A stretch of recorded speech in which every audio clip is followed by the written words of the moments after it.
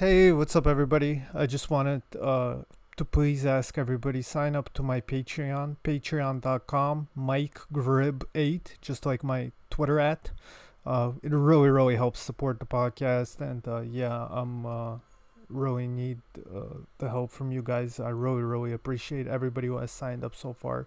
So thank you so much. So we can keep doing this work on improving scouting and just learning and spreading knowledge about basketball scouting. Really appreciate all the listeners, and if you can't, it's understandable. But if you could, please help me out on Patreon, patreon.com at MikeGrib8. Thank you so much. So time to like kind of zoom in on parts of the chart.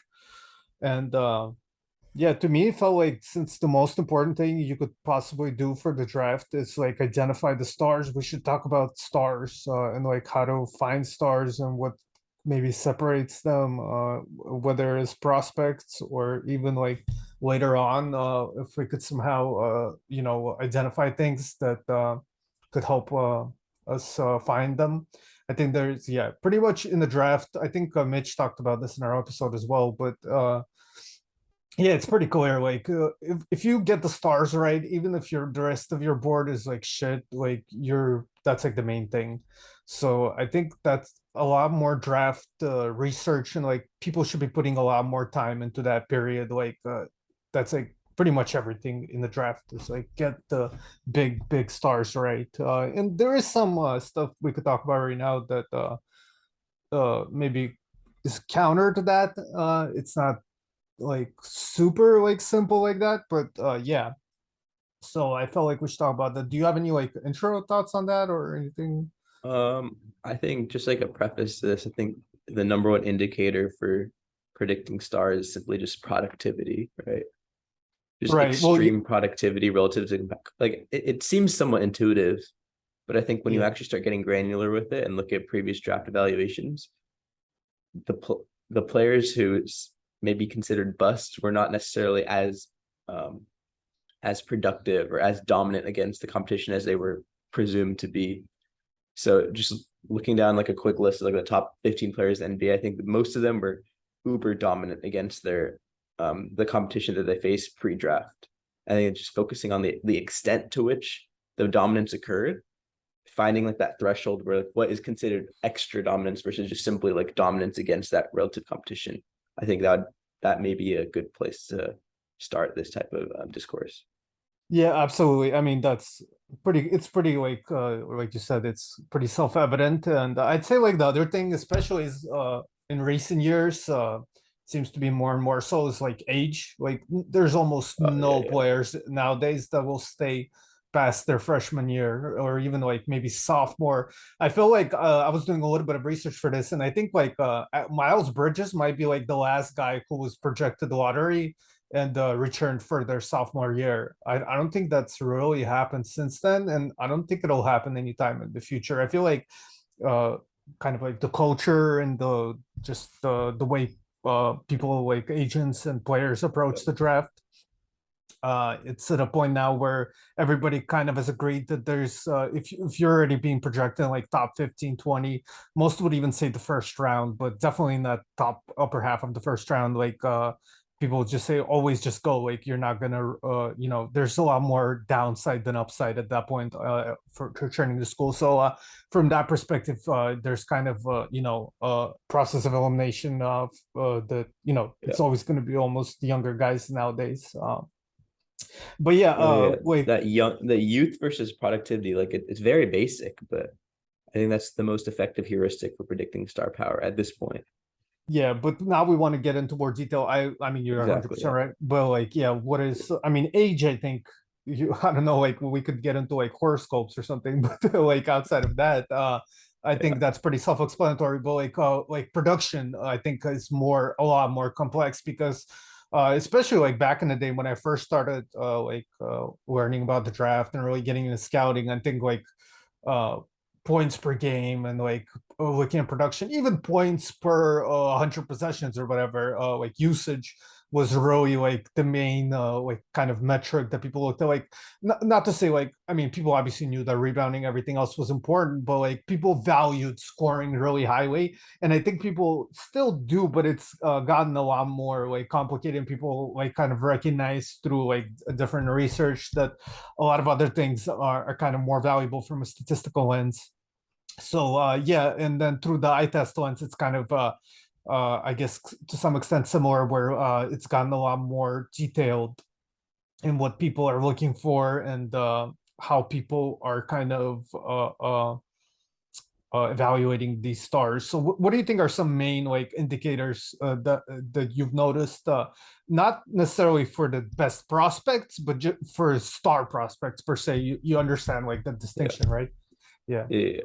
Wait, so we should probably delineate that distinction. For this podcast. I don't even know if this is super valuable, like practically, but maybe it is. But yeah, just for the purposes of this podcast, we're really focused on figuring out what makes a star player in the NBA, and then like maybe we could look at some guys that didn't work out as stars in the NBA also, but we're looking at prospects that are like have become stars at the next level. Like, and by stars, obviously, we're talking about value, which is like we talked about in the first episode. How many points, expected points per possession they could add to the average team in the NBA. So, yeah, trying to How many figure out like, stars are in the NBA?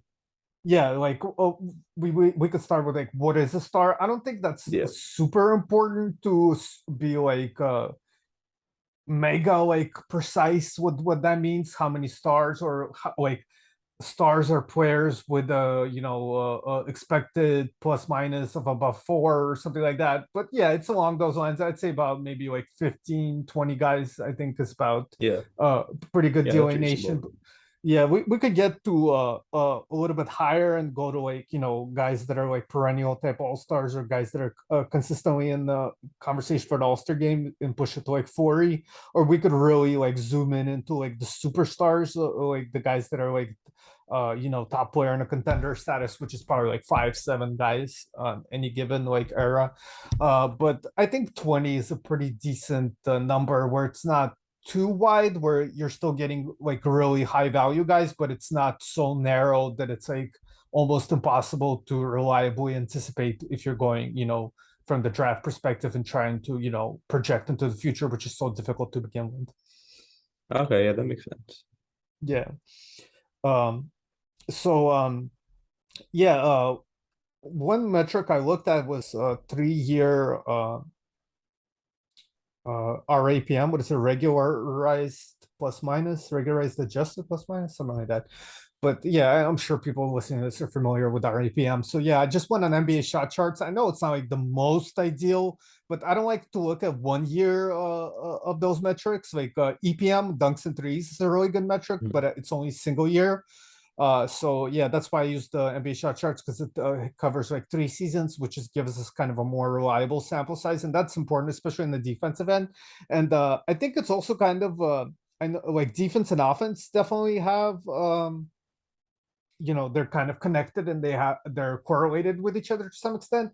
But it's useful for the purposes of kind of like a conversation like this to break it up into offense and defense. So I kind of looked at the top 15 guys in the 3-year defensive RAPM, and 15 guys in the 3-year offensive Yeah. RAPM. So yeah, well, do you have something to add here? I mean, I think defense is a lot harder to project. So Yeah, absolutely. I think looking at the offensive end, a lot of these players were like outlier productive pre-draft, right? What is the distinction, like too slow? You're just Oh, that has yeah, nothing to do with the actual rating, right? yeah. It's just like a quick, after we could get into that in a little bit. It's just like archetype kind of. Okay, yeah. So like going down the list, right? Like Jokic was So you want to extremely start high. with offense? Well, yeah, let's Yeah, let's go. I think Yeah. defense is a lot more granular, more difficult to project. But Okay, let's do okay, yeah, let's do offense. so for Jokic, Trey, Curry, those were all they were all like arguably the best player in their respective leagues, right? Going into the pre-draft process. Would you agree with that or no? You could definitely make a strong argument for that, but I think there's always a good bit of hindsight bias there. No, there's definitely hindsight bias right now. But Yeah. didn't Jokic have one of the highest PERs for, especially relative to the Honestly, I don't Adriatic League? remember Jokic in the Okay. Adriatic. Yeah, I remember watching Jokic his very first summer league in the NBA, and I'm like, this guy is pretty good. Like, I mean, I'm not gonna claim like I knew he'd be the best player in the league, but I'm like, oh, this guy is like, that was a good pick. But Yeah, yeah, I I've don't read about how remember. his like advanced metrics were much higher than previous draft prospects from that league. So obviously the Jokic, his physicality was in question, but his statistical productivity was definitely outlier Yeah. from what I've Y- heard. Yeah. What do you think of Jokic as an athlete? I don't think he's a like the whole point of Jokic is not necessarily his foot speed because his foot speed is clearly it's still subpar even so many years after he's been drafted, but his main advantage creation tool is his strength, no? Like the way he can body defenders in the paint with his strength, or even when he is defending, his strength is still a valuable asset in defending in the paint, even if his like actual mobility is or maybe like tagging the roll or something. But he's not a quick foot mover, or his foot speed is obviously pretty low, but the strength is valuable enough to that he can utilize it in advantage creation both in the offensive and defensive end, where he's not completely like sinking a ship. Okay, what about like do you think he's like really physically talented, or you would just say nah, not Yeah, really? Like I think like the strength with the strength. frame just does make him physically talented. Like if being 7 foot makes him physically talented to an extent. And Yeah. if I don't have any like very granular thoughts on Jokic, but I don't think he's a complete like his physicality is not a negative. I think there is a slight positive to his physicality despite the lack of speed. Yeah, because I'm trying to remember. There's not like a ton of examples that come to mind off top, but it feels like almost every year we'll have a guy like Greg Monroe or somebody like Nate Knight and William and Mary who had a Hmm. 28 assist percentage, or what was the guy's name at Northern Iowa? Who names? But yeah, like guys like Greg Monroe, Nathan Knight, for example. Nathan Knight is probably not a great example because he was like playing in the CAA and he was like older and stuff. But there's always like guys where people will say like, oh, like he has a lot of this passing skill, and it's like, Oh, Luca and Garza too. yeah, That Luka was a very common Garza. I one. mean, that's still not a great, but like there's a few guys through the years that I like. I mean, Jokic is better than. I mean, obviously he's better than, but like when you like come down to it and like it kind of explain like the archetype is similar enough where it's like kind of difficult to really explain what distinguishes Jokic that really has made him successful, and a lot of those guys are like not in the NBA or like barely in the NBA. And yeah, I just wonder what do you think like kind of separates him if we're going like in the future and we're trying to find guys like that, and not separates Jokic even individually and him in particular, but like how we could separate, yeah, like Greg Monroe from Jokic from the next Jokic, the next Greg Monroe from the next Jokic, or somebody like that. Yeah, I think Jokic is a prime example of why archetype is not always the most valuable like paradigm to like evaluate these prospects, right? Like for example, Absolutely. Jokic, he's extremely young. He's extremely productive. I think that alone should start sending red flags. Like this guy may be somewhat undervalued. So when you are looking at what's your 2013 draft, right? Or he might have been 2014. I think One of those 14 years. or even Yeah. 15 maybe, yeah, but yeah. Yeah, he was 25th. He was definitely 14 then. Like in the 2014 draft, I think the issue is they see this player, they see these two, we define the two heuristical traits that define star potential and youth and productivity. You see this player that has a very like high threshold of intersection with these two traits. And the first thing they see is they don't think he's going to last the NBA because they don't see the success of this archetype in previous years. They don't see there's no players like him in previous years. So thus this player is not going likely to be successful in NBA. And I think that archetypal thinking is very anchoring in a sense, and it's pretty problematic because while players like him may not succeed, he has such a high threshold of the intrinsic star qualities that we use to heuristically define star potential that it's probably the best proposition is to take a shot on him. So I don't think we need to be looking for the next Jokic. We need to be looking for the next player who is outlier productive against high level of competition and is also incredibly young. And he has the strength aspect of it. He's a very good passer. I think passing, that's another discussion, but passing is a very good indicator of outlier development. Just having like soft touch on passes. I think that's even like a soft touch on like when you're taking a shot, like that soft touch can, I've seen like some instances of being translated to off on the dribble passing. But nonetheless, I think it's less about the archetype value and more about how productive he was at such a young age versus high level competition, which gives the implication that like there's a very high likelihood that he'll make massive improvements considering the length of that development curve, and he's so early within that developmental curve. Yeah, I think Ben Rubin had a good point about this a while back, before he left us for the Rockets. Is A lot of these like real big superstars, they were kind of like the first of their mold. Like often people Exactly. will Yeah. look at guys, to find the next whoever the big name is right now. Like in the early 2000s, it was always the next Jordan or the next Shaq, and now it's always like the next LeBron or the next Steph Curry. But if you look at like like there was nobody really like Steph, or there was nobody really like LeBron before him. There was nobody like Jokic before him. There's nobody really like Zion before him. There's not like great like comparisons for these guys. So yeah, sometimes I think we could overlook it if a guy is kind of not like anybody before him. That's not Yeah. necessarily negative. In fact, it could imply even yeah, like higher, like really like high end, like all time type players. I mean, obviously they have to be like incredibly productive. Outside of like Giannis, there's not too many examples of guys that weren't like hugely. Giannis is another example, by the way. There's nobody really like Giannis before him. Maybe if you look at like the 70s or something, you could find some like athletic forwards like that, but not even really. So yeah, that's definitely an Yeah. interesting point. But yeah, I think yeah, definitely Jokic is a difficult one. I don't know like if there's like a lot. I guess like Marc Gasol is kind of like an early prototype of that.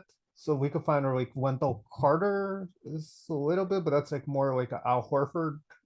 Uh, yeah, but yeah, do you think we'll see like a lot of guys of that archetype that are like big stars in like the next decade? Um, I I just feel don't like want to put a ceiling on what we can or cannot see, especially to give an example of Jokic.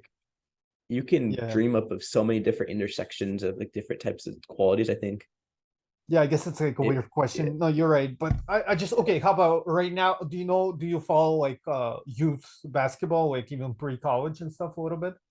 I not don't feel too like there's a much. lot, Yeah, yeah, I don't feel like there's a lot of guys like I see a lot of guys with that Chet, Pokusevsky, Wembanyama, Porzingis, Bobo, like that kind of archetype.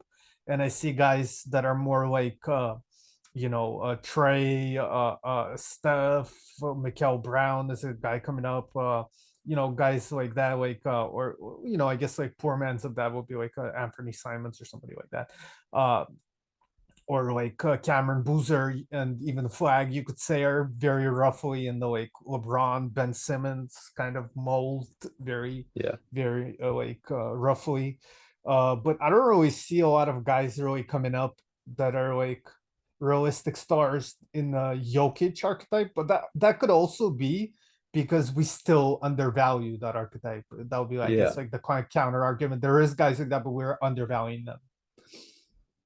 yeah. I mean, like that is a part of the issue. I don't love archetypes. Part of like the Rubenesque philosophy, where a player who is like a true star will may not have the same like comparisons within that same archetype to that you can retrospectively say, oh, he's going to be somewhat like this.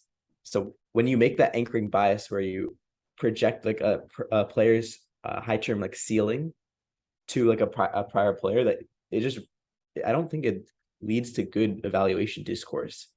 Simply put, like having an archetype to assign a player with, that it has its intrinsic value, but when you do have these players who aren't really like players before, and you try to pigeonhole them into like this like unsuccessful archetype, for example, like in Jokic, where he's too slow, he doesn't have the foot speed, so, and he's not a great athlete in the traditional sense, so you're gonna draft him like a lot lower because he doesn't seem to have that type of value. I think ultimately, if you just try to look at everything through the archetype scope, you're gonna miss on these type of players. You're gonna miss on these like transcendent players that are not anything like that we've seen before. So I think not looking at the archetype and simply like looking at AAU, and maybe I think AAU is a little problematic because a lot of the players aren't as physically developed. So you can't just simply look at like a player and be like, okay, this guy is dominating the competition. He's he might be a star. I think you have to take that more with contextualization. Say like, okay, maybe he's playing a team full of like 4-8 white guys. Maybe we should like tone it down a little bit. But I think with the pre-draft season is a lot more standardized in that most people are playing against relatively high level competition. I think the NCAA is somewhat standardized, like mid major versus high major. That's a little problematic, but and nonetheless, like like college basketball is a pretty high threshold of competition. I think same way with Jokic, he was in the Adriatic League, and obviously those are grown men. That's a very high level of competition. So if you are playing professional basketball or Division I NCAA basketball, I think generally speaking, that is a good standardization for competition, where then you can look at the actual relative dominance and make assertions based off that dominance. Yeah, but if we just look at the because the reason we're going to use archetypes is because we want to predict in the future, right? So how do we predict in the future? We look at past results.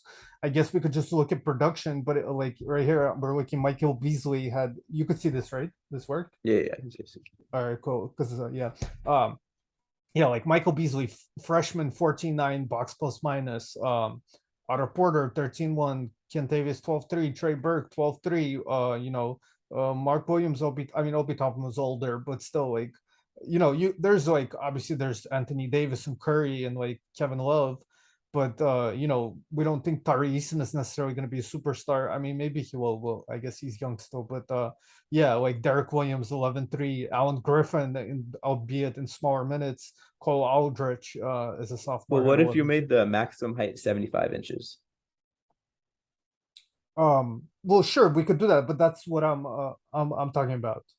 That's what I'm Yeah, I trying to think ask. there's a differential process of evaluation for like wings, bigs, and guards. I think specifically for guards, like the outlier, the threshold for well, simply like the first issue is that I think BPM is obviously skewed towards these taller players. So when you see like a player like Steph Curry, he's 6'3" guard, and he's he's dominating a metric that is littered with all these like wings and bigs. I think that should be an immediate indication that there may be some type of star equity in him. So But we're obviously, we should consider archetype then. So we should break it up into archetypes when we're evaluating stars. We should break it up into maybe well, I like don't think it's this. archetype. I think you have to consider the actual method that you're evaluating these players with. Like if the metric is productivity and you're using a metric that skews towards these big players, then obviously you have to adjust towards. I'm not saying like you need to value guards more. I'm saying that if you're using a metric that skews towards wings and there's a guard that is high within that metric, then you have to holistically evaluate it and take measure of the actual skews and figure out like with adjusting weights and everything, then who's the best player. So if BPM was more like normally distributed, then obviously I Yeah. wouldn't be making these skew claims. But I think Okay, but simply like, what do you mean? that no, you're right. But what's it called? Yeah, So what's it called? What should we use if we don't use? exactly. I don't know if there's a good metric right now. I think PER is obviously very problematic, but for like international play, I think it's somewhat standardized. I think it's a decent way of looking at productivity. I don't know. Maybe PER is good for the draft. Obviously, I do not endorse PER at all. I think it has a lot of intrinsic flaws, but I think But that even skews. Yeah, PR even is that pretty skews a heavily little bit. Yeah, to for towards bigs, big men. right? Yeah. Yeah. That's why But you would it's so agree. much more granular. I don't know if there's a specific metric that you can look at and say, okay, that holistically evaluates all guards, wings, bigs somewhat equally. But we still I want to try to find like at Yeah. least No, a yeah, pretty yeah. broad way to figure like how do we find these guys, like what do we see that could help us identify this guy. We can't just say production, right? That's very like No, yeah, like yeah, yeah. like what does that mean? Like I guess we could say BPM times age, but then we go to like, oh, that's that biases towards big men. Yeah, so then we should probably, if it biases toward big men, you're right, we should break it up into, right, guards, Yeah. forwards, bigs, and evaluate them differently, right? Yeah, yeah. Wait, so if we did sort BPM by Or we it, don't have to. we don't have to use BPM. We could use something else, or we could use like a combination of different things. Like that's what I'm trying to figure out. Like what are we looking for? I mean, besides just saying production, you know? This is Right, so right, right. Definitely, definitely. So I mean, we can move to the eye test too. Like, what do you think separates those guys? Like, okay, say we just do this, we do 10 BPM and certain age or whatever. But then now we want to use the eye test to separate out Ja Morant and Trey Young and whoever James Harden, Steph Curry from you know the Trey Burks of the world. So what are we looking for then on film? I think the extent of self-creation is really important. Like I'm looking at Alan Griffin specifically. He was not a great self-creator. He excelled a lot more playing like off other players. His Yeah. handle, I remember validating his handle was he was not a good decision maker at all. His handle was relatively poor. You can just tell based off the assist percentage, 7.6. That's pretty low.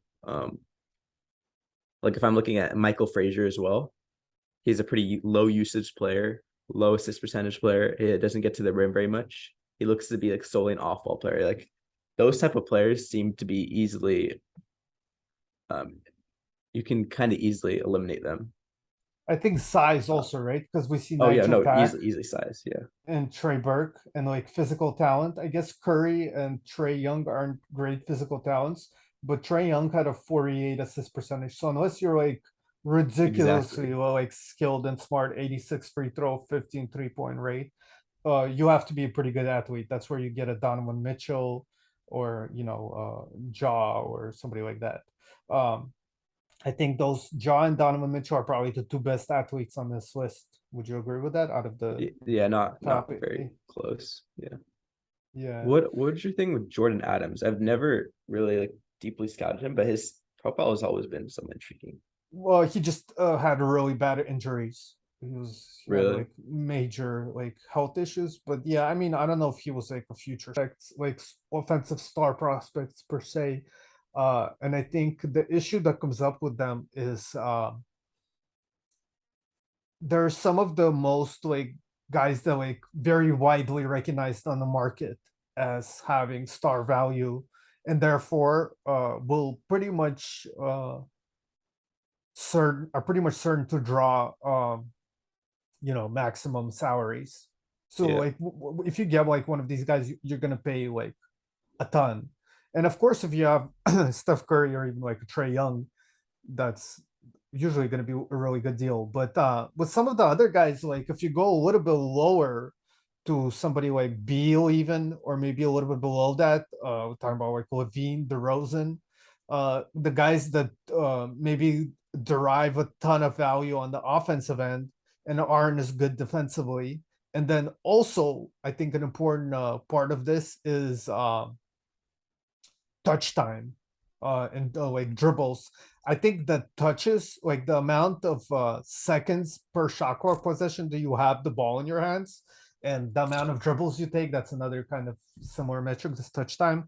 Um, I think that has like kind of a negative, a correlation to a negative impact on team offensive value. And what I mean with that is like the guy themselves, just by having the ball a ton, is able to create a ton and make a ton of shots and like their personal like RPM or whatever EPM, whatever it is, will be higher in the offensive end in particular. But because they have the ball so much in their hands, they kind of take away opportunities from other teammates, right? Because you only Yeah. have so much time. There's only one basketball, so there's kind of like an interesting kind of what is it called, like a scale almost there, where like by this player having the ball in their hands, you have to make sure their presence and their ability to create is providing a higher expected points per possession than the alternative. And I Yeah. think sometimes we overstate how much that is the case. Yeah, I think the other thing, like Beal, Booker, Levine, DeRozan, not only are they not like outlier productive, but I think that I would argue like they were all like somewhat underwhelmingly productive relative to like their pre-draft year.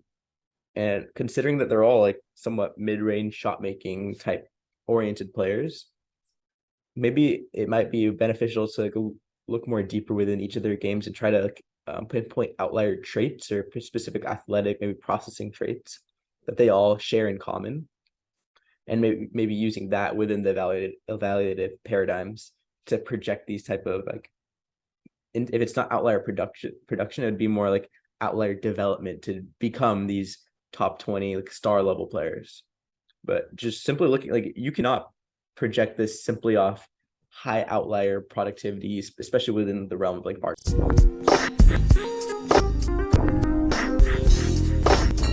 Yeah. He does Well, have then, these outlier traits. He's very like athletically, obviously, he's outlierly strong. That you can kind of figure that out by his free throw rate. yeah. It's a lot harder to like parse through these type of players, especially since they weren't even considered like remotely within the realm of stars when they were But being evaluated, and that may well, be like a systematic issue.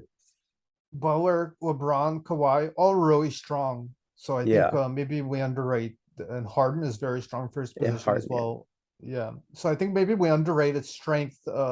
So I think that's true. like when we look at these guys, we're looking at super like these are like maybe the four best like pull up guys in the league. Uh, Yeah, and uh, and then you have like super strong got wings who are also obviously skilled and versatile and everything. But there's other guys that are skilled and versatile. But I think strength is one thing that separates them. I think also a really useful metric is finishing. I think guys that are like all these guys like LeBron, Kawhi, Kevin Durant. I don't know why he's not on this list. I guess the injuries, but yeah, these guys shot like 72% at rim for their career. Like Giannis also like 75% at rim on like pretty high volume. So I think that's a pretty strong kind of indicator. Guys that could really finish at the rim. I yeah, think that's true. the thing is we kind of still don't have like a great understanding of what it means to be like actually athletic and like what functional athleticism for basketball players actually entails. Like a lot of the guys that we look at as these great leapers or really fast, uh that I mean it's they are fast, like we're not misevaluating them per se, but it doesn't really translate the same way. Like I always think of Scotty Barnes, who measured with these like 40-inch vertical and all that at the in the combine, and then people will say, "Well, it's not really functional. Like it doesn't translate in the floor." But then it doesn't. I mean, he won Rookie of the Year, and he's productive. So it's like I think we have a lot of aesthetic biases towards Yeah, athleticism and figuring out what how athleticism actually is utilized in on-floor situations and how that actually looks and what that actually contains. So I think that'll be interesting to look at it. Perhaps that's like one of the things we could write down for as we get deeper into this. do you think there are times where the aesthetic bias is valid, or it has proved to be like successful in pinpointing players who may not have been as Well, like valuable definitionally, as? no, but I mean, it wouldn't be an aesthetic bias then, right? Because then it would be correct. But Yeah, I understand what you mean, like in a more practical like sense. Yeah, sure. There's like things that I think guys that are very like fluid. There is something to that guys like that have these like particularly like fluid and agile movements are able to on average at least out develop other players of similar yeah. of production plus age, as we say. Like how about Josh Jackson? Like I think he had like 50 dunks and is easily above 65% of the rim. Pretty Yeah, very strong, versatile wing. Like, what do you yeah, think was the that's issue an with that? interesting, yeah, that's an interesting example, definitely. I mean, the obvious thing that people will say, well, two, I guess, obvious things is like the shooting was kind of like fake, and he shot under 60%. I don't think there's a lot of guys that are weren't like bigs, like true bigs that uh have had a consistently positive metrics in the NBA level and shot under 60% from the free throw line at the college level. I think if you just Yeah. do search for that, you're not going to find too many guys, let alone stars. And then the other thing is like off court stuff. I think people will talk about like intel with Josh Jackson a lot. Oh, that's true. Yeah. I think the the one I think I'm a very big proponent of like free throw shooting. I've kind of toned back on it as like a definitive projector of like future shooting potential, but like the other player who I think isn't as who didn't have a very good free throw percentage, like outlier low, was Kevin Porter Jr. But I think Yeah, he was a lot more polished as a scorer.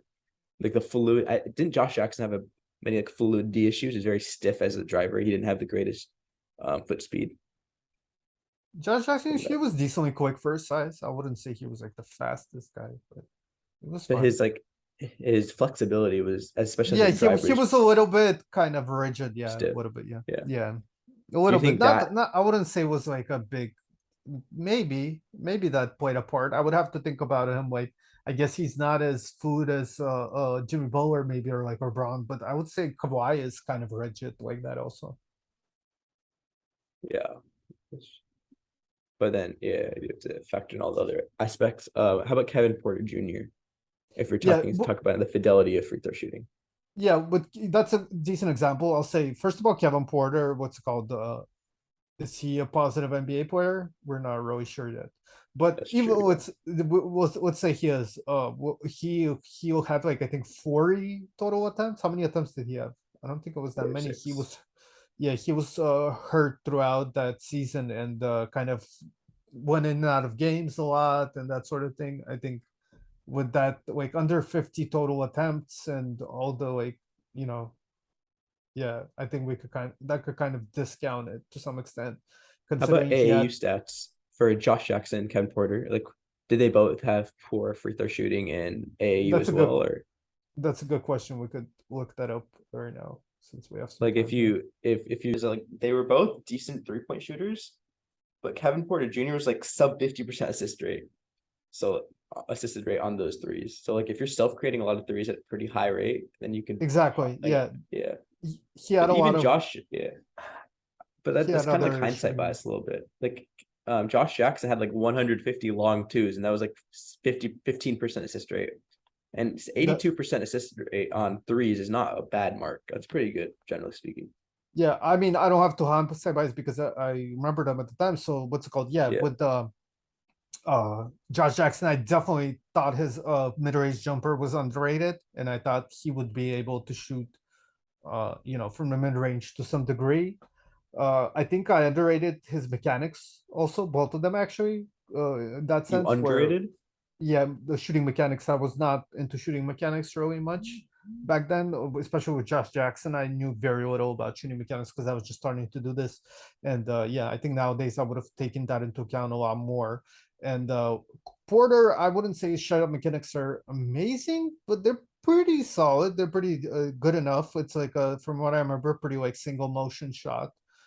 He has some good like fluidity going from handle into shot, which is a pretty big deal to me. That's like part of the research I've done on the shooting translation with these articles. We're going back to talking Mhm. about my article after all. So yeah, I think that sort of thing would have weighed heavier for me. But even back then, I was definitely higher. Well, I wouldn't say I was higher on Porter's shot than I was on Josh Jackson's. If we go back to both of them at the time, but that's mostly because I had no idea what I was doing during Josh Jackson's draft, and during Kevin Porter's, I always had had a little bit more uh Yeah. knowledge of stuff. So yeah, I So mean, Josh Jackson, you would say his handle to pull up fluid do is pretty lacking relative to Ken Porter's. yes, absolutely at the college level, yeah. Okay, Kevin Porter, here we go. 66 free throw percentage in AU. Okay. Yeah. 50 attempts, 33 out of 50. So we okay, So so yeah, that's 57 out of 96, yeah. yeah, 57. That's what I Oh, originally so right under 59.4% between the two. So there you go. There's at least one example of a guy who was not. But AU free throw percentage is more like junky and like weird than I wouldn't like place it in the same quite category. It's like it's more like weird. There's a lot of weird factors. Like Derek Whitehead shoots like 63% free throw for his career in AU and like Montverde. Like there's a lot of weird stuff yeah, with yeah. free throws at the high school level because a lot of it is like focus and concentration and stuff like that and what is it called, like rhythm pattern and stuff like that. Guys don't really work out and develop that stuff in their teenage years as well. So I wouldn't use high school and AU free throw percentage as reliably as I would once you get to the college level and obviously the NBA. Uh, yeah, like I mean, it's at the end of the day, it's a free throw, right? It's like the most like localized standard like metric from one sense competition to another. Like you can reliably project, right, or translate. It's fundamentally just a free throw. So I think it's Yeah, still the somewhat valuable. Obviously, yeah, you said there are some qualms with it, but yeah, the good thing about free throws definitely is that you always take the same shot, right? So you but yeah, yeah, you that's can't mess up calculating it that too much. well, that's the bad thing of it is also because the guys that are good at it are guys that are not necessarily the have the best shooting touch. I mean, that's definitely a big part of it. Don't get me wrong, but there's like other factors like I said, like concentration, focus, what is called routine and stuff like that. Yeah, that's true. I think I've stumbled. I think 74% free throw percentage or 74.5. Like that's like around like the stabilizing point where it's pretty good at picking up players who can develop shooting as they proceed throughout their career. Like players Right. who have set below 74% free throw percentage, like it's a lot harder to this is for wing specifically. I think for guards, even threshold might be even higher, who knows? But for wing specifically, when once I hit like the 74% free throw mark, I'm not as worried about their shot. Maybe the mechanics are off. I mean, their touch isn't great, but simply off that 74% threshold, I think it's a decent baseline to um for shooting development in the future. Even with Ant, I think the stuff that we're talking about still somewhat applies. Like he was very dominant as a finisher. I think like Yeah. 25 dunks and like 65% finishing, especially on a relatively low assisted rate. I think that for a guard is pretty impressive. I don't remember too many guards, 25 dunks just in general. And then Well, his touch what indicators, like, sorry, what were you saying? Oh, I was just gonna compare like the guy that came to mind to me with Ant as far as like the counter example is Dennis Smith Jr. I mean, Smith definitely smaller. I think that would be like the quick, like obvious argument that Smith is smaller, Edwards is stronger. But other than that, there's a lot of similarity. I think in general there between them. I would say like Ant was 77% and Dennis was like 71 free throw percentage. And I think that's what like this part of the thing I'm saying. Like I don't Yeah, know, I don't like know. when you're trying to explain oh, this guy has he's 6 percentage points more free throw percentage. Is that really the reason this guy busted, this guy didn't? But I think there is some like intrinsic value in like this like stabilizing point, like 74%. I think something around 74 or 75% free throw percentage.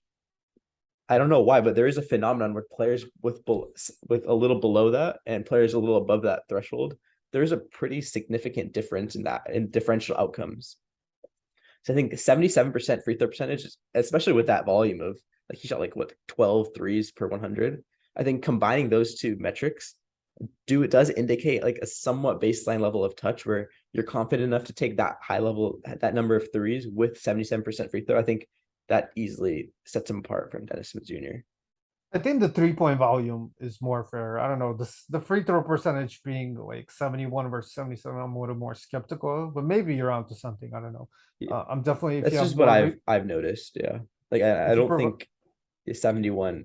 I think there 77 is legitimately like somewhat impressive. I think 71 is especially below average for a guard, pretty significantly. yeah, I guess. I don't know if it's that far below average, but yeah, I guess it's a little bit like below average. Yeah, But I'm yeah, aware it sounds very like just open your eyes. It sounds very like those like nerd analytics people like, oh, you're 71, you're 77. But I've just seen it happen so many times where I think that there is a distinction with within like the realm of the 70s where once you hit above 74, 75, I think that's legitimately like there's an indicator for touch improvement or shooting improvement. But when you are below 74, there's just so many guys who are like 71, 70, like Jarrett Culver was that too. I think he was like 72. Like guys in that low 70s, I don't think you can consider that grounds for potential touch. I don't think you can consider that touch indicator first off. And I don't think that you can reasonably project shooting development from that relatively low baseline of 70%, like free throw yeah. percentages. Well, Bones and Trey Mann both shot under 70% in their freshman year on really low But that was attempts. also like So low volume. Like yeah, Bones yeah, took like 30 total free throws. Like once you yeah, did second year, they were all like pretty high 80s. yeah. Well, I mean, second year is a big difference, though. I mean, I would presume Dennis Smith probably would have shot in the high 70s at least, and this is sophomore. But who knows? Maybe he wouldn't. Doesn't free But throw percentage stabilize though? Like he shot a lot of free throws. Like I'm looking right now, he took 200 free throws. that's true. That's fair. I don't But know if free throw percentage really improves that much with that level, that threshold of guys generally do stabilization. improve Yeah. in their second year in college, though. But you're right that there's a high number of attempts. But yeah, guys not improve, but also guys sometimes. I remember Joe Wieskamp, I think, had a decent number of attempts at 80%, and then went down to 73. So I guess it could possibly happen the opposite way too. But Yeah, I think this phenomenon is Lamelo more shot like seventy sorry, percent from in projecting like shooting. Like you can't really compare Trey Mann versus Dennis Smith Jr. because Trey Mann and Bones Highland were like legitimately very good shooters at outlier touch.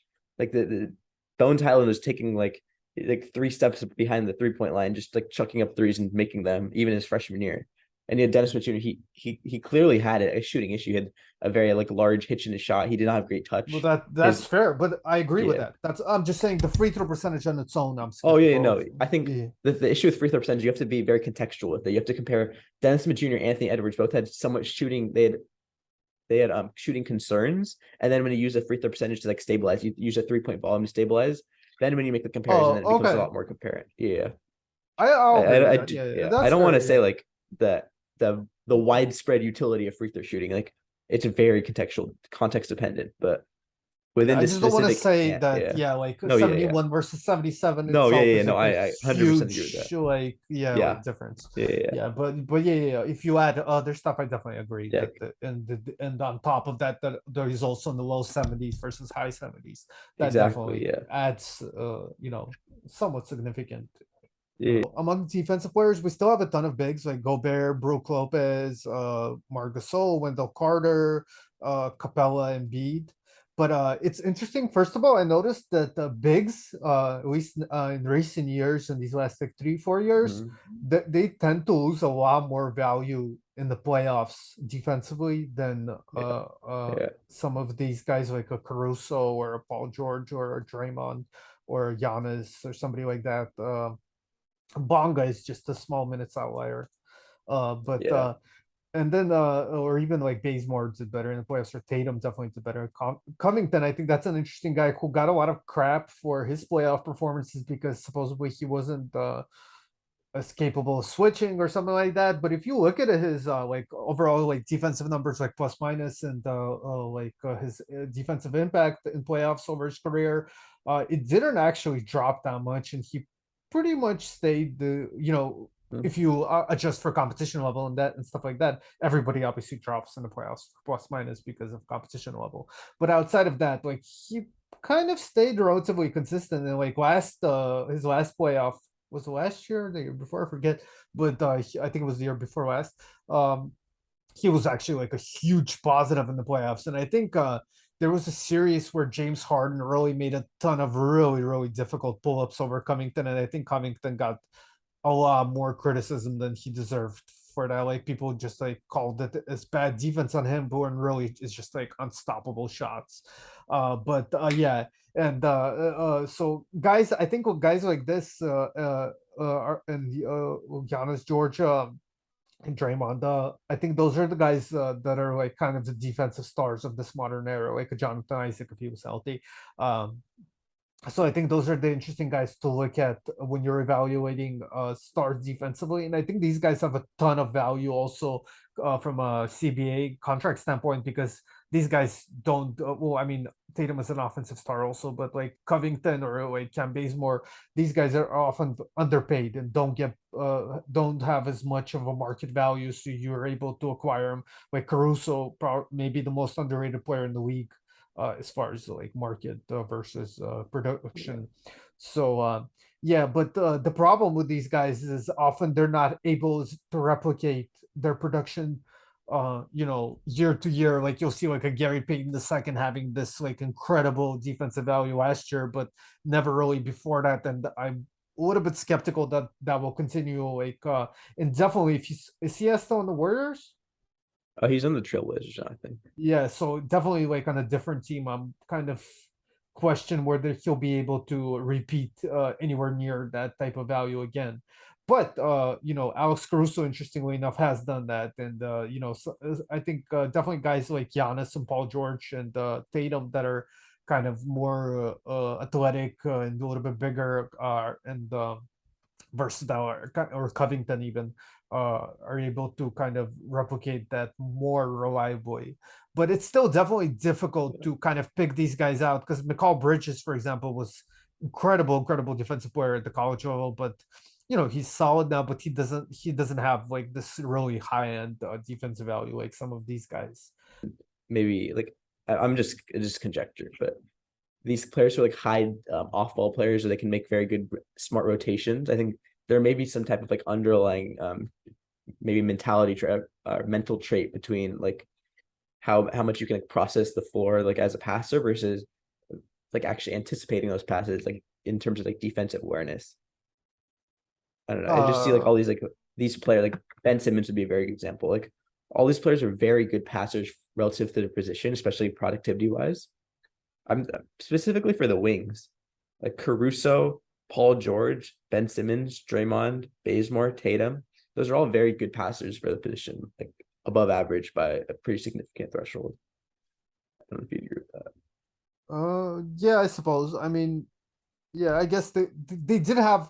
I'll say they had good assist numbers at the college level. If that we're That's trying what I'm to, gonna tell. Yeah, I'm yeah, not saying like yeah, their intrinsic passing ability is more like their passing productivity in college is very very good. Even yeah, Giannis, yeah. like, he averaged like 6 assists in like the Greek league, right? Something crazy like that. I don't remember to be honest, but yeah, Giannis is I don't think you can really reliably like an project that. outlier. Yeah, yeah, like an outlier Yeah. example. But what's it called? Even like Yeah, Marcus Smart, like yeah, that's another guy I was thinking of, like 34% assist straight yeah, in Marcus Smart is Golden State. interesting. I think Dennis Smith and Marcus Smart are two guys that, from like looking at guys that we could project as offensive stars. So those are two guys that kind of uh, uh, jumped out to me as looking back on their like statistical profile. I would have probably projected them like right now as being a lot more valuable offensively than they turned out to be. So yeah, I was kind of wondering like about why that may have been. I think one thing that kind of stood out to me a little bit, and like Markel Fultz as well, is those guys played for kind of not the best college offenses, so they kind of had to quote unquote carry the load there. So I think like looking at some of those indicators, like lots of unassisted attempts, high free throw rate, high combination of high free throw rate and high 3 point attempt rate, lots of rim attempts and stuff like that. I think that doing that at a more successful college offense, I think is somewhat of an Yeah, indicator. Obviously it's not going to be always reliable, but yeah, you should, we see what that's why I said the Anthony Edwards counter example, because he obviously played for a pretty poor college offense himself, but has turned out super well. So yeah, it's definitely not. yeah. Yeah. I mean, like the other general thought, like size. The smallest guy here is like Caruso is like 6'5". Yeah, Caruso on the defense. If we're going back to the defensive end, yeah, he's definitely an interesting outlier. Like, I think he's worthy of like a film exploration to look at Yeah, how, like, what he did on the defensive end at the college level that maybe we could use for future evaluation. yeah. The Or reason I was also talking about assist percentage is that I think one of the successful queries I found is like 30% assist rate, 4% steal rate, and like juxtapose that for a career. That's a pretty decent way of finding these like guards who were pretty successful. Yeah, it's interesting that almost all of the players on the offensive list they had at least like two steal percentage. Even like maybe not some of the bigs, but like definitely all of these guys I think had at least two steal percentage. That's And pretty common though, right? Like two steal percentage like median. yeah, it's not super high, but for example, Jaden Ivey and Vendel Banquero were both under two steal percentage last And year. shit, yeah. Yeah. Okay. Well, Yeah, Chet that is a was little bit well, that's bigger, a but big, yeah, that's true, it's yeah, yeah, true. yeah. But like Banquero is enough of like a forward that he should probably be above 2 steal, and the Ivy definitely should be above 2 steal percentage. No, that's So true. Yeah, that was yeah, that was something I flagged on Ivy's profile. I yeah. think So it'll Jaden be interesting. McDaniel's another guy. He was pretty low steal percentage, but still a good Well, defensive player. yeah, but oh no, I'm talking about offensive. That's why I found it interesting, is because on the Oh offensive yeah, yeah, stars, no. Yeah. yeah, are but yeah, Jaden McDaniels is an interesting guy also for like the Tatum Covington. I think a big indicator there is like the combination of length and mobility. I think generally like looking at like standing reach versus and like evaluating mobility in that combination, I think a lot of those guys, like Evan Mobley, um, yeah, guys like that, I think often.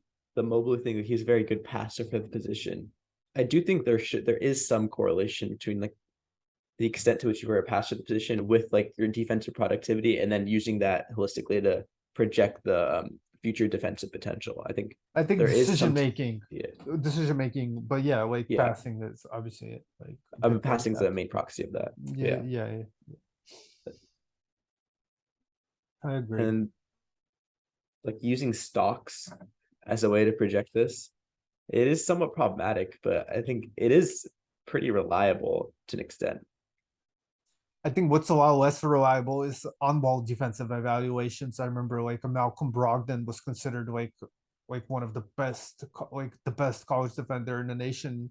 Oh, And then really? like Russell Westbrook was considered the best defender, best on-ball defender in his class, and there's like several others. So yeah, I think on-ball defensive evaluations extremely faulty and unreliable at the college level. Aaron Henry considered amazing defender on ball, and not to say that he's bad. I mean, he hasn't gotten a ton of chance, but generally those guys, they don't necessarily, I'm not saying they turn out to be like garbage on defense or something. Like they're not going to be like Trey Young defensive value, like Oh, negative Spider five. was another guy with that false Yeah, on ball. yeah, Yeah. yeah. Like on ball defensive evaluations at the college level and lower levels period, I would say uh yeah, very faulty and unreliable and shouldn't be weighed almost at all. Was Brogdon really considered the best defender that year? Yeah, yeah, definitely. He was considered best defender in the That's country. He won yeah. SEC Defensive Player of the Year, and I think maybe even Oh, National Player Defensive Player of the Year. because his stats are pretty very underwhelming. He had Yeah, sub 1% block and sub 2% steal rate as a senior. yeah. Well, he played for Virginia. Yeah, Virginia obviously. Yeah, that Yeah, maybe DeAndre Hunter is the other guy. yeah. Like DeAndre Hunter is another guy was considered like the best, but yeah, DeAndre Hunter, to be fair, he did have pretty good defensive value at least before he got hurt, and no, then yeah, yeah. So yeah. yeah. That's interesting. Yeah, I think a lot of the college evaluations, like, oh, does he have that dog in him? Because he's like, like he's like the very intensive guy at the point of attack, like just wanting every single challenge. A lot of it's very aesthetic rather than productivity based or like true evaluation. And But I think, yeah, yeah, I think on ball defense in particular is prone to that, where if you're like getting into a guy and like playing with a yeah. high intensity, that doesn't necessarily translate to lowering the opposing team's expected points per possession, which is what you actually want to do on defense. Like, even if you shut down your own guy, but all you're doing is face guarding him and like not helping at all, you know what I mean? Like, you're on average end up giving up the same amount of points as a team, or maybe even more than would have been. How about Patrick Beverly? Did you ever evaluate him or no? No, I don't remember him in very well in Arkansas. I think I saw maybe like a game or something. I mean, very mildly. I don't know how valuable defensive rebounding is in projecting defensive We goodness, could go but the other way too, like Lonzo Ball, Ben Simmons, both considered like problematic on ball defenders at the college levels. it's continued though, right? They're both problematic. They're like good. Oh, are you trying to say that they were bad defenders in college? Because they weren't, no, Well, Lonzo was considered like elite defender. Yeah. average at best defense defender in college level. Really? Yeah, his Oh, defensive evaluation. People thought he was pretty smart, like off ball, but they didn't think he was like a great defensive prospect by any means. And people thought his on ball defense would be too problematic, and overall he'd be a negative defender or like barely average. And Ben Simmons, kind of same thing. People put a there was some people that talked about his team defense as being underrated, but his on-ball defense was considered a big problem, and people thought that his defense was like a big weakness. It's a common yeah. like that was I like mean, a yeah. was I a wasn't big around problem. during that time, but their stats look very indicative of future, Well, like that's my all point. Is defensive level. Yeah, that like you should put a lot of stock into like their defensive stats as opposed to like on-ball defensive evaluations. I'm not talking about the 2% stats. block and steal with assists. Like that's a pretty good proxy, I think. Yeah, Would you yeah, no, agree? I agree. Yeah, yeah, yeah, for sure. But that's my Do, point. Is I'm saying yeah. that people No, always yeah, yeah, talk no. say that stats don't measure defense well, and that we should use the eye test for defensive evaluations a lot more. But experience says that a lot of times it's actually almost the opposite. Yeah, that's true. Yeah, that's very surprising for me to hear. Like Ben Simmons and Lonzo, and especially Lonzo, I feel like he should easily have been considered a very good defensive prospect. I know Ben Simmons had his whole like mental issues or whatever, like he was not locked in or whatever. It is But interesting though. That year, it was my first year mhm. doing this, and so I watched Which like year, 2017 or 16? Lonzo's year in college. Oh, okay. Was my first year like really taking this seriously, so I watched a ton.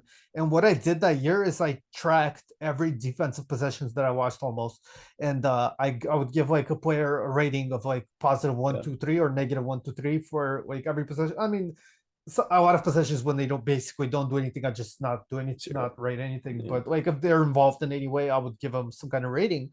And at the end of that, I remember Alonzo ended up like third overall in the whole draft class or something like really high in that defensive tracking metric. And yeah, I remember talking to Ben Rubin actually, and because he was a big Alonzo fan, but even wasn't. I mean, he was probably a little bit higher than Alonzo defense than like consensus, but still like he didn't like nobody but even I didn't trust. I thought I messed up because that's obviously not like a super reliable me just off the top of my head giving a rating. So I was like, oh, I probably like overrated him a bit here, but yeah, it was Yeah. interesting that that was somewhat accurate. But Jonathan Isaac was in that draft class, and he wasn't super high on that defensive tracking. Like I think he did decent, but he didn't like destroy it like you would expect, considering. I think I'm more like on a more individualized, interested in the individual perspective, like how like mapping these like traits of outlier development and then trying to like connect them across players, like find these like develop like this general evaluative paradigm that can somewhat successfully project these like elite star level defensive or offensive level players. So that's why Yeah, I'm more interested in like looking at what traits do these all guys all have in common that we can make these widespread like sweeping judgments of a tier. If we had to categorize it, if we had to make a general like observation based on these players, it'd be like highly productive and very outlierishly good at pull-up shooting. Like pull-up shooting may be like the single most important trait for projecting star upside for guards. I don't think yeah, that's a yeah, that's horrendously pretty. hot take. Yeah, exactly. But I agree definitely. And I think I would even go further. I think um finishing and attacking the rim. Well, finishing efficiency is important, like I talked about with Kawhi and LeBron and guys like that. But like Curry, he's efficient, but he doesn't get to the rim like an insane amount. Or like Lillard does get to the rim, but CP3 barely gets to the rim in the recent years. Still make up valuable offensively. Trey How about Young, Trey? yeah, I don't know. I haven't watched a ton of him in NBA to really give a great estimation of his volume at the rim, but he shot barely over 50% of rim. I know in college, zero dunks, and like, so I think if you're really, really, really incredible pull up shooter, you could cover up for so much just because when you get to the rim, when you attack the rim, there's a way to help. Like you could kind of bring the defense over and help and get the ball out of guys' hands and make attempts more difficult for them. But there's not really a way unless you straight up double on the perimeter, and that's like a huge defensive liability that like completely messes up your floor spacing. You know, Yeah, like Trey got he had like 200 rim attempts. Like his efficiency was pretty horrendous, but like the actual volume to which he got to the paint was actually like significantly above average. So when you yeah, consider that, like I think the generation of paint touches may be more important than the actual like efficiency at the rim. Because then once you get to the paint, right, you can like kick out, you can make decisions, you can transition to your floater. So like if there is no sense of like actual rim penetration, then it gets somewhat problematic. But when you are like in that tray level where you can get to the paint and you can make elite complex decisions, like obviously he had a very high assist percentage. He's clearly one of the best passers in the league. When you and he has like elite floater, elite this is paint like the touches is transition, more right? difficult. Paint touches is more like difficult. There's more. It's more complex, but I think rim pressure, quote unquote, is kind of gotten overrated as far as the value it actually holds. In the But when you say Trey provides plus rim pressure despite his finishing no, flaws, no, as a maybe plus I for mean, his size, first, yeah, relative to position, obviously, but like but not even 200 paint relative to attempts is pretty position. crazy. Well, because he has the ball like every play. But Well, yeah, yeah, yeah. yeah, I think the pull-ups is a lot more valuable. Oh, no, for sure, yeah. The pull-ups is the number one indicator. Yeah, and But when you I are think considering the finishing issues, I think considering the actual frequency he gets there, he's not a complete negative in terms oh of yeah, getting to the that's paint. the oh yeah, yeah, definitely. I mean, these guys are still. I mean, Curry's still pretty effective finishing in the rim too. But Yeah. and even CP3, I think is a decent finisher. He doesn't get a lot of volume there, but what's it called? But my point is mostly that I think NBA defenses are still very much built around the concept of protecting the rim and the paint first. Whereas it's almost gone to the extent where the 3 point line is not more valuable than like open layups, but definitely like in the half court, I think people don't realize the distinction between like open fast break layups and which are like 90% and like off the dribble attack in the half court and traffic layups are like a lot less No, efficient and yeah. and people kind of look at air rim numbers overall for almost everybody and rarely do you see numbers for just at rim and half court finishing and there's like a considerable like those shots are a lot less efficient than overall in the Yeah, uh yeah. yeah, and the teams are still very much defensively designed to take away those attempts, whereas in reality, 3 point attempts are at least just as efficient, if not more so. I think it was Lonzo who his finishing numbers, people are arguing that were very skewed by his transition numbers. Like he was Yeah, his Lonzo. transition at the rim, like his those numbers were skewing his finishing percentages a lot more than they were in the half court. Yeah, Lonzo has like flexibility issues, so Oh yeah, he's one of those guys who's not very comfortable going from no, yeah, dribble yeah. like the body mechanics you need to go from dribble into like a layup execution. He's not very comfortable with that. I think that your claim that like, we need to be using more at like in the half court type finishing numbers rather than overall that includes transition, all these less complex means of getting Yeah, to the or like basket. I think that's cuts, yeah, assisted, or exactly. like putbacks. Yeah, Like unassisted baskets in the half court. I think that's a very actionable like means of like we can get those numbers and I we think can those shots try to compare are those. Yeah.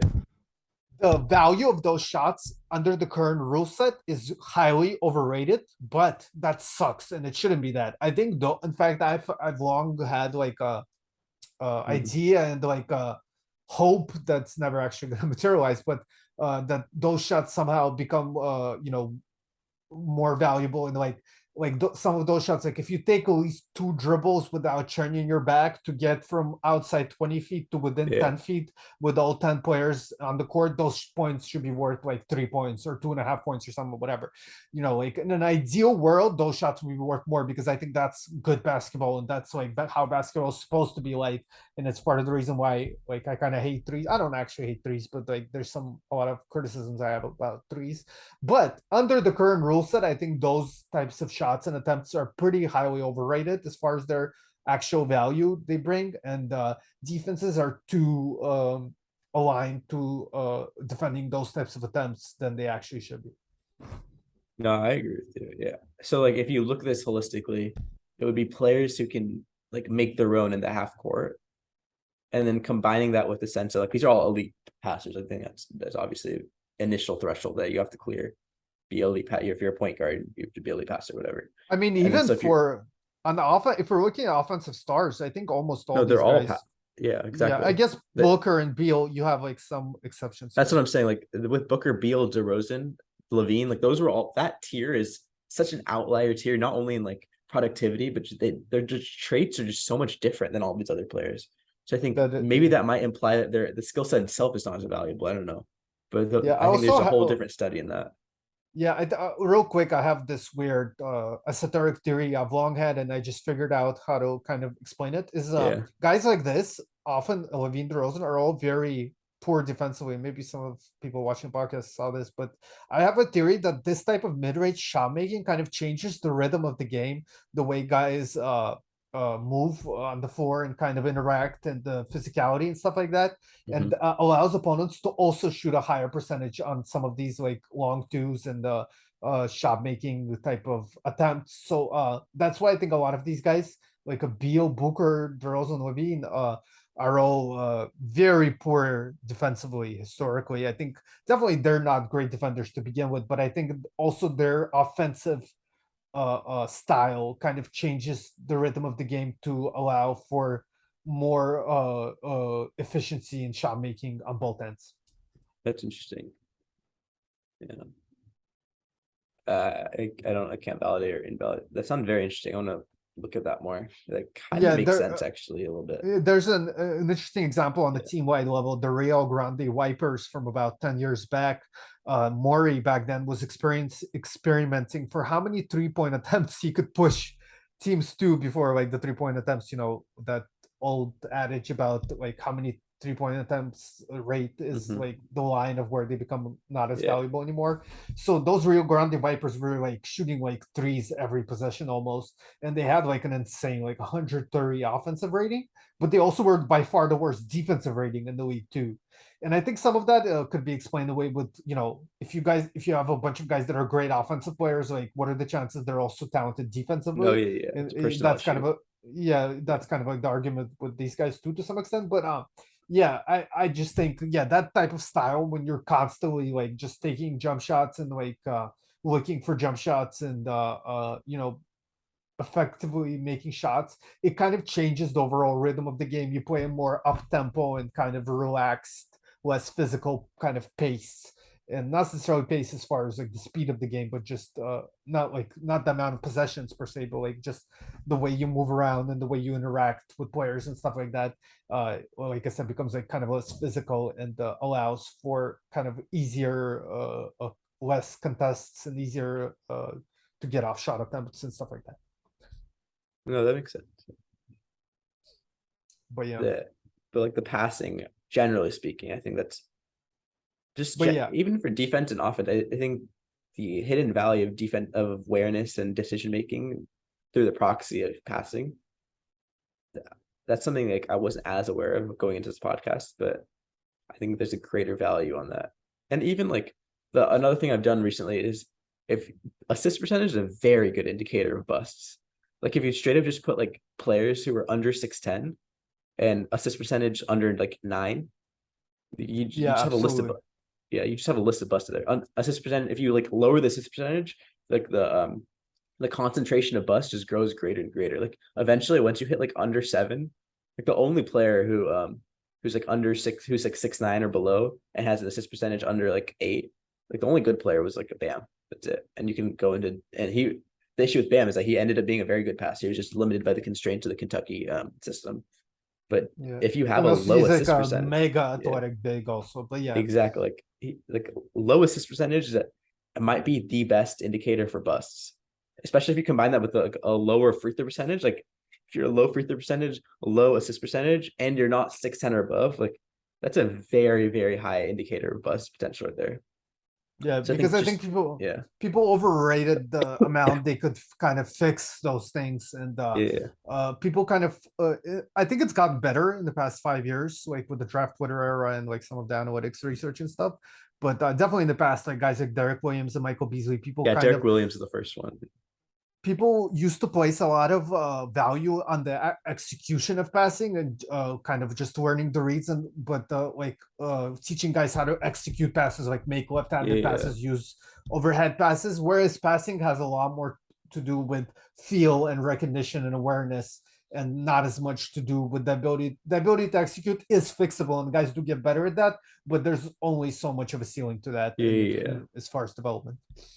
Like the innate ability to like process the floor and make decisions, like Exactly, it yeah. can be honed up a little bit. Like when you're trying to make like reads within a certain structure, but like that innate ability is somewhat indicative of like future ability to like develop in an outlier manner. So I think that these players are all like plus passers for the position generally, especially like these point guards. Like these are all like 20, these are all 30% assist rate plus easily. But just generally, like these star players are good passers for the position, and the busts seem to be very poor passers of position. So it thus indicates that perhaps like decision making and passing feel ability, maybe that should be like a third prong in that heuristic of future star potential. Would you agree with that? What do you mean third? Like we said youth and we said productivity. Perhaps a third aspect of that is just like decision making ability or passing productivity. Well, I would look decision making as part of productivity, but Product it would probably be would the, it? like the top of the list, right? Like it would be like we point out Michael Beasley, right? In that we listed everything like BPM, Yeah, and BPM doesn't take passing into consideration as much. Like I think BPM should weight assists more, but that's yeah. what we think. Assist is definitely underrated in BPM, but I wouldn't Yes. equate BPM in production. No, yeah. But like considering that assists aren't like if we're using productivity measures and assists aren't standardized within those each of these productivity measures, maybe simply look, I think assist rate is prominent in itself that we could use as a whole different category in determine like if a player is very productive in terms of like dominance, if they're very dominant against their competition and they're also very young and they exhibit like a much above average passing ability or passing acumen. I think those three in combination, if you put like the strength aspect of it and use it as like a fourth thing, like if you have a player with very young, very dominant, very good passer, and extremely good finisher, I think that that's like the most comprehensive means of like, heuristically predicting what a star potential type of player it end up becoming. Yeah, I don't think I like the dominant, like that feels a little bit vague to me. Like, No, yeah, that's true. Like, dominant as in statistically dominant. yeah, but like I guess just high BPM. High BPM, high PER, just much like just they're Or clearly yeah, the best player in their league in essence. yeah. I don't know. That's a little bit.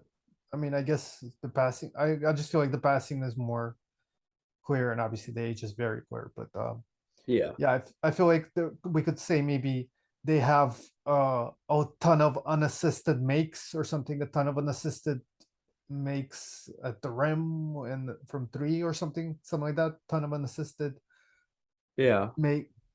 Yeah, Self creation in the half court. yeah, have a lot of unassisted makes. Period. Yeah. With the high usage or something like that. A lot of I, unassisted makes. Good. I think good defensive rebounding for position is generally like among stars. Almost all of them were good defensive rebounders for their positions, as far as I really. remember. Yeah, I think even like Trey, I think was above 10 Trey defensive was at rebounding. 9.9, I think. Yeah, yeah, but Yeah, he that's was still 9.9. yeah, but still for That's like a still good, yeah. 6'1" Yeah. guy with no dunks, No, that's that's true. yeah, still pretty decent. So yeah, like yeah, just from a basic like, because I just feel like dominant or productive is a little bit. I wish we could a little bit more hone in on what that entails, because then we could say, yeah, passing is the production that I agree, Uh-huh. and the like strength is the like skill set within production that like leads to production that's important. But like, yeah, what do we mean by production? But yeah, you're right, it can be just strong and a good passer, because there's guys that, yeah, don't fit that. Maybe like they're really skilled, they have a high level of skill for their position. That would be a little bit more, I feel like, on the nose, like they're Because then you get like archetype stuff.